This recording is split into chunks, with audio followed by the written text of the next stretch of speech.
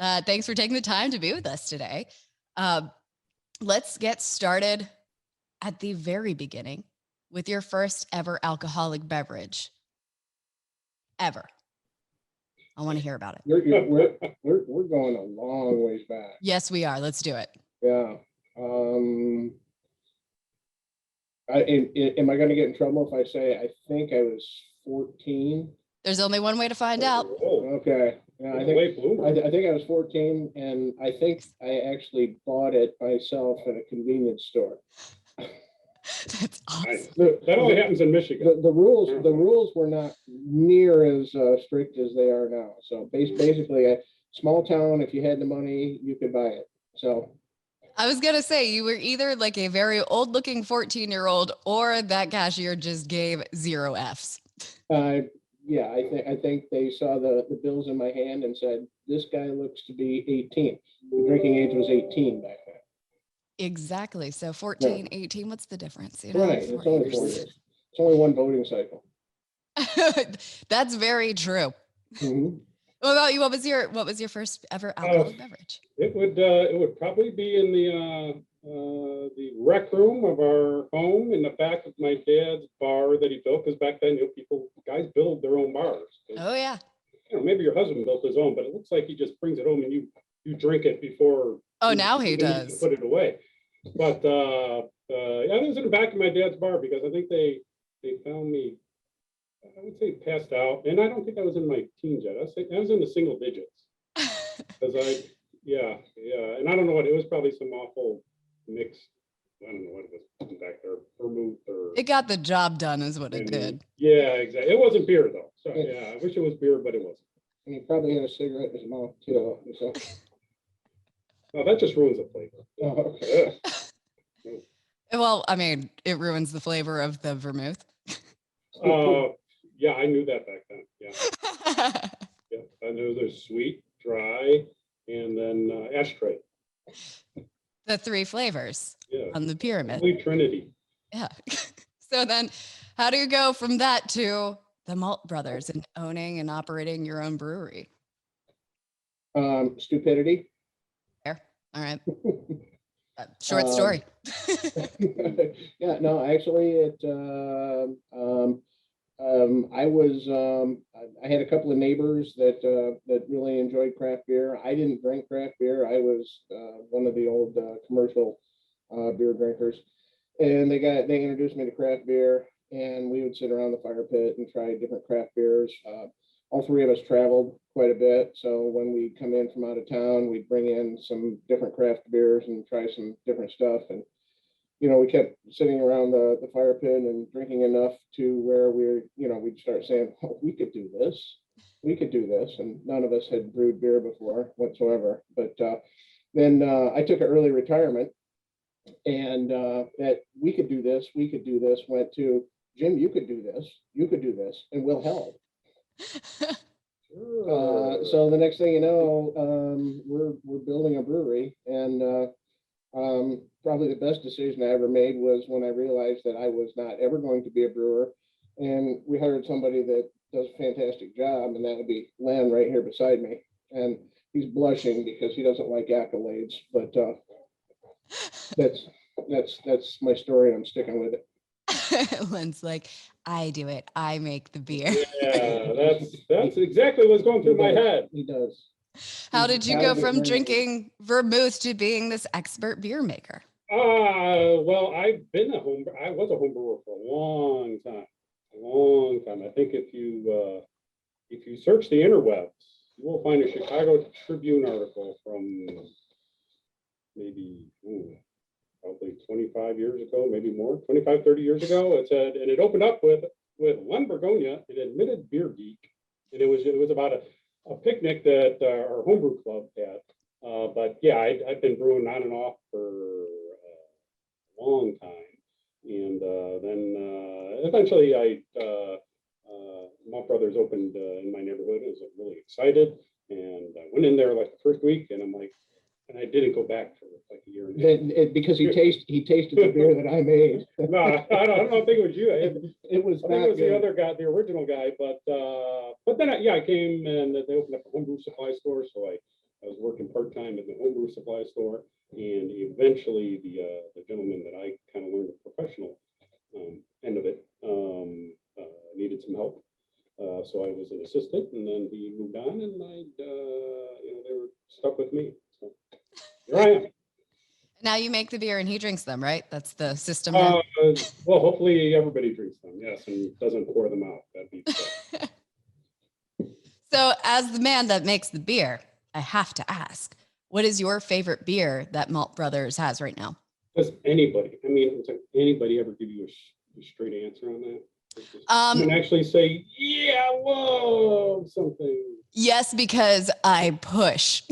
All right. I'm a pusher, and I'm going to get a straight answer from you. It's 420, so you can be a pusher today. It was either drugs or questions, and I have to keep my job, but I didn't also, who has to push drugs? We're all good at something. But no, I love a lot of our beers, and the ones that are, a little on the edge, we continue to make improvements to try and make better. But we have a great, in my opinion, a great selection of kind of our German styles are really good. I think our Oktoberfest is probably as good as you'll find. Yeah.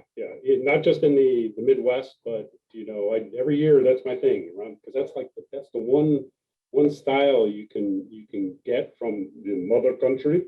You can get the ones from Germany fresh. You can get all the regional ones fresh, and throughout the United States fresh, and you can compare them side by side in their prime. And I think ours stacks up really well there. So if you're going to push, I'm going to go German styles. And if you're going to push even further, I am going Oktoberfest. Yeah, I didn't even really have to push. I feel like you did the pushing for me.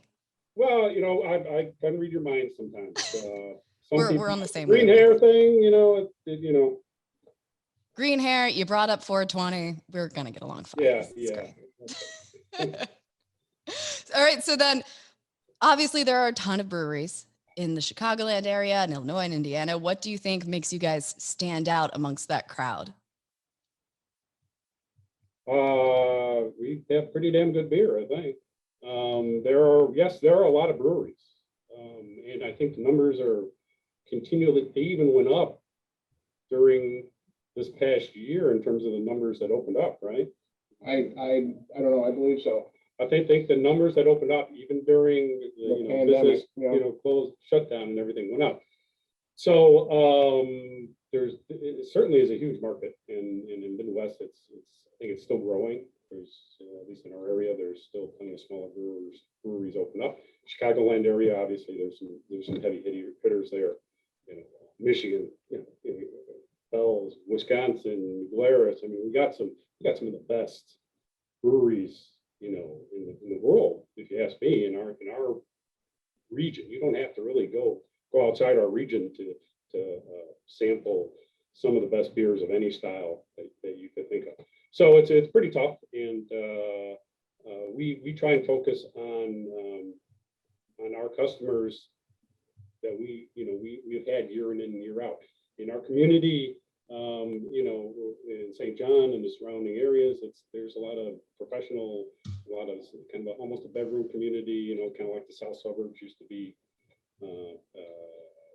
Chicago. And they're not necessarily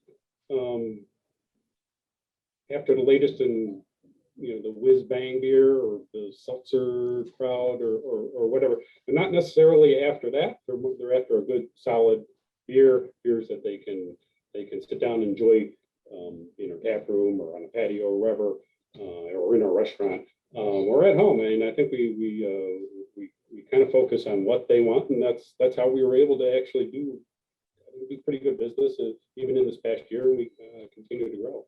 So. Yeah, if I can expand on that just a little bit, I think that St. John is really not known as being a craft beer community.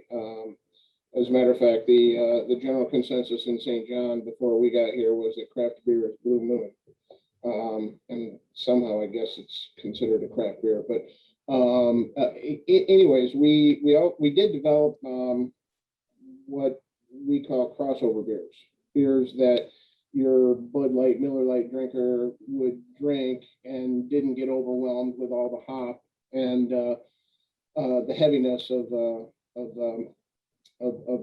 a lot of craft beers. So one of the earlier beers that we made was a Kolsch, and the Kolsch is a tremendous seller for us. I still have people come into the restaurant and say, well, all I drank was Miller Lite, and I don't even ask them anything. I just go get them a Kolsch, put it in front of them and say, if you don't like it, you don't have to pay for it. I haven't had to pay for one yet. And from there, once you get them started, then, it's kind of like that pusher thing, it's the gateway beer is, maybe that's a better name for it than a crossover beer. The gateway beer. Put that on the list. Yeah. It's a name. It's a Yeah, new yeah. name. I Yeah. think the name is. Look at this collaboration, you guys. There we go. Gateway beer. Now you have the title for your next release. Boom. Just like that, magic. Yeah, it's like the wading pool before the deep end into the craft beer. They dip their toe in the Kolsch pool and then they dive into the IPA pool. Yeah, there are a lot of great. I mean, that a lot of people, a lot of craft beer drinkers think that that's an unworthy end of the pool. You don't go into the kiddie end. But the truth is, some of those beers that are in that area, the entry level beers are not only very difficult to brew, but they're just, if you take the time to drink them, they're beautiful beers. And if you it's almost like a wine experience, but not, because we're beer drinkers, right? We're not Totally. collar.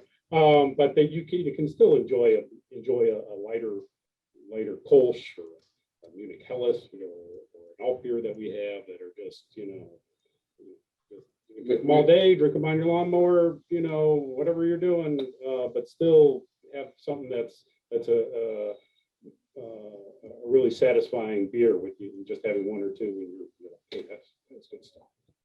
Yeah, totally. And in my unqualified opinion, but what a thing that I do coincidentally is when I'm going into a brewery, the way that I get my first impression from it is, do they have a Kolsch on the menu? Do they care about the Kolsch that they put out? Because if they do, then I know the rest of their beers are going to be awesome. It's kind of like ordering an old fashioned at a cocktail bar. Like, it's an old fashioned, it's standard. Do they care about it? Is it awesome? The rest of their cocktails are going to be awesome. Well, our Kolsch, it's called Game Over Man. It is our best-selling beer, by far. And Len does a tremendous job with it. We've had lots of wonderful reviews on the beer. And it's as you said, it's a difficult beer to make.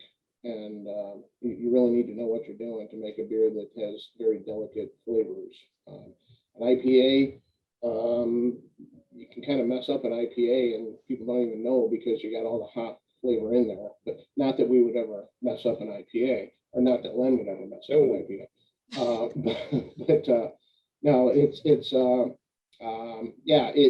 Kolsch. I'm glad to hear it. There's some Kolsch drinkers out there. That's kind of how I first got started in craft beer too, was drinking that gateway beer that introduced me to craft and more flavor and yeah. Cheers to the Kolsch, the underrated beer of the world, honestly. So, but it's a Kolsch style. We don't actually make a Kolsch. We would have to be in Germany to make a Kolsch. Gotcha. Yep. Well, right. Champagne region of France. Yeah, yada yada. Yeah, we'll give it to them. All those rules. So, what did 2020 look like for you guys? How was getting through that pandemic? Oh, it was so much fun, especially when you consider in 2019 we moved our entire operation. We moved our restaurant and our brewery. So we racked up a tremendous amount of short-term debt, knowing that we were going to be able to pay it back in 2020. Sweet. We didn't want to take it easy after that. Yeah, that's we wanted to, we wanted something even greater to challenge. Yeah, we wanted a bigger challenge than just the pandemic. So we got it, and we're making it, and we'll survive. And we're looking forward to a much better 2021. Yeah, from the brewing side, I mean, we like most breweries, we all had to take a little break there, just because we're forced to shut down. But we just had to adjust to what we thought our customers would want, how we could, still thrive, not just survive and limp along, but still, to try and thrive. And, it was a matter of, adjusting not only our brew schedule, but some amounts of the beers that we're brewing, how we delivered them or made them available, when I went back and looked at the numbers for last year, it wasn't that bad. I mean, we sold plenty of beer. We weren't really that far off the previous year's barrel production. And I think it, like I said, we had to adjust our production schedule. It kind of forced at least me into changing things, I think, that we could carry on in the future, because sometimes we would brew full batches, and we have what's called a 15-barrel system. So it's like 465 gallons roughly of beer.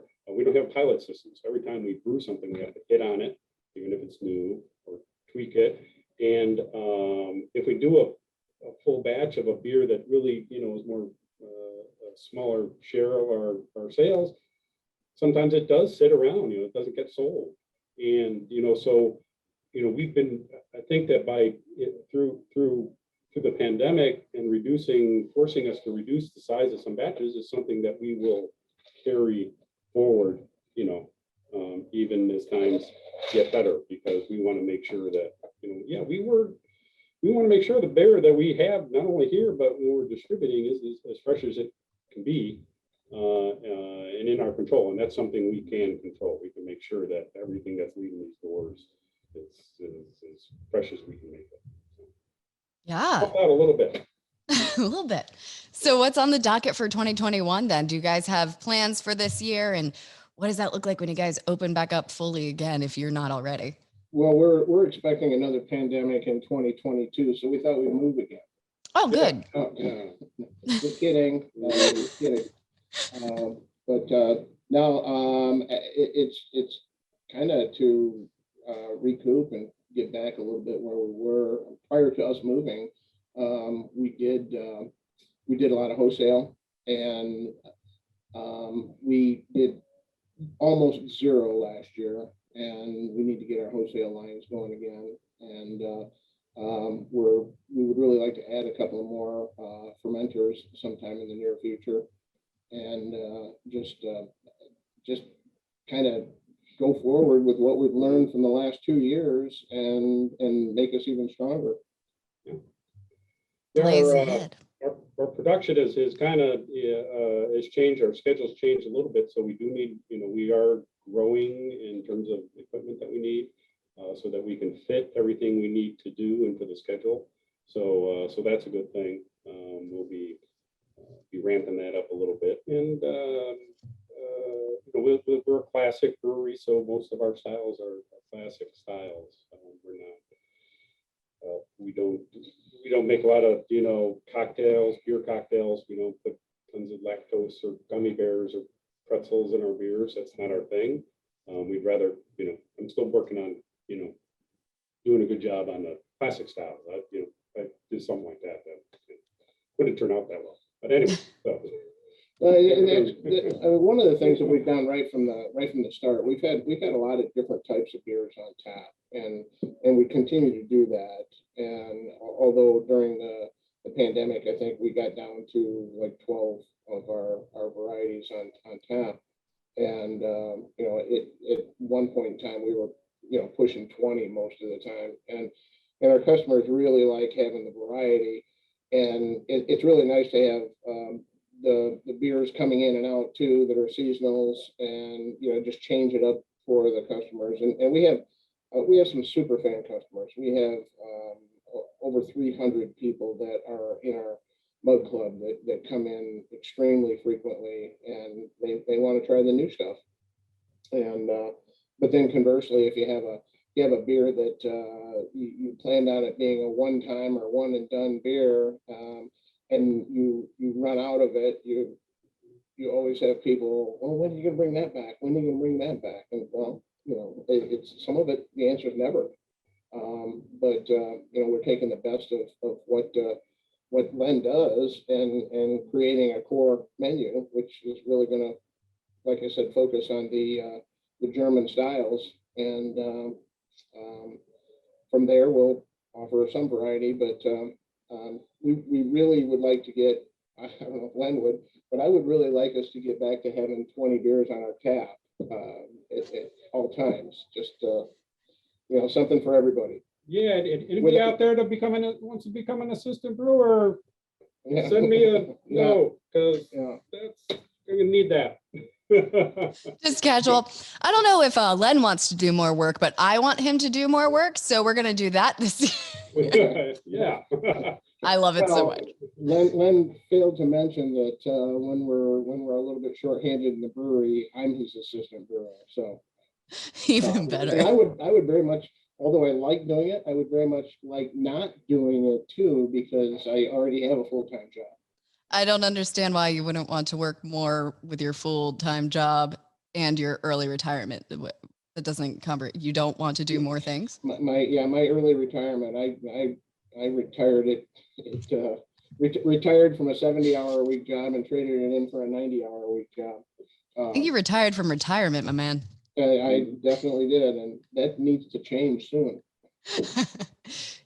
Less beer making, more beer drinking in Yeah, the future. well, that hasn't done me well either, because after we opened the craft brewery, I gained a whole lot of weight.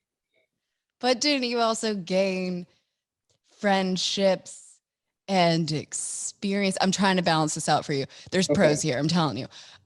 Friendships. Don't justify it for me. Don't justify it for me. I mean, good. But to be fair, one of the reasons we do go to bars, as much as it is for the beers, is also for the camaraderie and the people. Is there a moment that you've had either with your customers at the brewery or simply just because of the brewery, a loose, what's the word, connection there, that's really stuck with you, that you're like, this is why I do this? Most any day I can walk through our tap room and have a conversation with somebody that I've probably already seen before and probably already know. But it is very enjoyable to just interact with beer enthusiasts and people from. There's one thing: as divided as this country is, beer is apolitical, and that's kind of a nice thing. And because everybody right now wants to talk politics and talk left and right, but when you're just talking beer, you're talking something that's most everybody's language, or everybody that comes in here. Anyways. Yeah, absolutely, Len. Well, one of the cool things about being a brewer is you get to name the beers, right? What we just came up with them a little while ago, right? The Gateway. Yeah, the Gateway. Okay. Well, that's good, but people seem to like, when they're in the beers, in the bars, the weird names, right? The slightly off color names always work well. So we had a beer, and I'm not that original with my beer names, but so I'm like a lot of other guys, a lot of other brewers. I named them after movies and lines and stuff. So I like Monty Python, right? So like Hell yes. Monty Python stuff. And so, from the Monty Python and the Holy Grail, the Necromancer, and the bunny with nasty big pointy teeth. Okay, so we have beer called double IPA nasty big pointy teeth. All right. Yes. So we were talking about that, me and our two managers. We were just talking about it, and then Lauren, one of our managers, started saying, "Yeah, we have all these bunnies in our backyard, and my dog, chased them all away, which was great. But now we have this big bunny hole, and we have to figure out, do we just plug the bunny hole?" And it's this little girl saying this, and the other manager, Doug, goes, "Plug the bunny hole." So you can imagine, we named a beer after it during the pandemic. We were off. It was we just made a little batch of a beer we hadn't done before. Becomes one of our customer favorites, and the customers in the tap room, anytime I'm in there, especially our mug clubbers, feel free to Google that and come up with all kinds of little pictures of what plug the bunny hole or any I don't part of wanna. that may I don't mean. wanna. But it's very fun. I mean, you know, because you could see, you know, it's not just, you know, it's not young kids. No. Usually it is the, you know, middle-aged to the older age crowd that think that that is the funniest thing, especially when they're telling it to their, you know, 20-some-year-old server, you know. Perfect. So I'm It's just mature for thinking that that's funny. I'm a mature human being for laughing at Plug the bunny hole. No, you got to let yourself go. It's okay. It's okay. And this is why we are happy that you have to be 21 years old to enter breweries. Yeah, yeah. You know, I think if they were less than 21, they wouldn't get it. So, you know, it's kind of a weird thing how that works. So. Absolutely phenomenal. All right. Well, is there anything that you feel like we didn't touch on that you want the people to know? Well, we're in St. John, Indiana, so come on down, you know. And we're still in St. John. We were in St. Yeah. John and we had to move. And half of the town thinks that we went out of business, even though we tried to advertise that we didn't. Oh, So no. if you live in St. John, we're still here, and we've got great beer, and that's a tagline. Yeah. Okay. Yeah, we have a It's not a beer name, but we have a good facility. We're right off of one of the main drags down here, and we do have food, which a lot of craft breweries, at least in Northwest Indiana, don't necessarily have a lot of. They might have, so you come out here, especially during the summer, enjoy the patio, and you know, have yourself a really good burger and some awesome beer, and enjoy Northwest Indiana. Not that I have to tell people, because your audience is primarily Chicagoland, and we are. Oh, we get out to for Indiana all the people time. in Chicago to come over here, so you know, maybe they're already here. They're there. We reached Indiana. Our signal gets out there. All the way out. So, you know, I know. Jim, I feel like we need to have a therapy session about this move. I feel like you're a little scarred from it. oh, I am. Trust me, I am. Actually, I was just feeling really good about things. We started in April of last year on the move, and it took us. We acquired another restaurant / craft brewery, and we moved basically two entities into one building, and it was a tremendous amount of work. And come October, I'm feeling really good about things. We released our latest Oktoberfest back in September, and it was fantastic. And you know, things were nothing but blue sky. And then January and February, where we really kind of started to roll, and things really started looking good. And it's like, oh, I can't wait till March, because March is always one of the best craft beer months there is, and not in 2020. So, but we're still here. Look, we got a roof over our heads. We're still here. We're still selling beer, making beer. And That's the perfect little ray of sunshine. Like, but things are fine. And you're like, so that's when we died. Now, what doesn't kill you makes you stronger. Yeah. Is that why it's printed right here on the Post-it note? Yeah. You read that every day? I do. It's my Into the mirror mantra. Yeah. Doesn't kill you, makes you, I am kind, I am beautiful, I am smart. What doesn't kill you, makes you stronger. Now, I might try and tell myself a lot of things, but I don't try and tell myself that I'm beautiful. Well, maybe you should. Maybe that's where you went wrong. Maybe that's what caused the pandemic. It was the universe trying to tell you that you need to have more self-esteem in that particular area. That's pretty deep for me. I'm a country boy from Michigan. I don't understand the existential meaning there. So you need smoke more weed. Live, laugh, love. I think we'll put that. You know that they make fun of that on that commercial. Yeah. Oh no! Then you guys are gonna start making your own like Chardonnays too for the wine moms. Bite your tongue. Yeah, we'll make no seltzers. We'll make no wine. We'll make no spirits. Write it down. He's saying right now, we will make no seltzers. We will make no wine.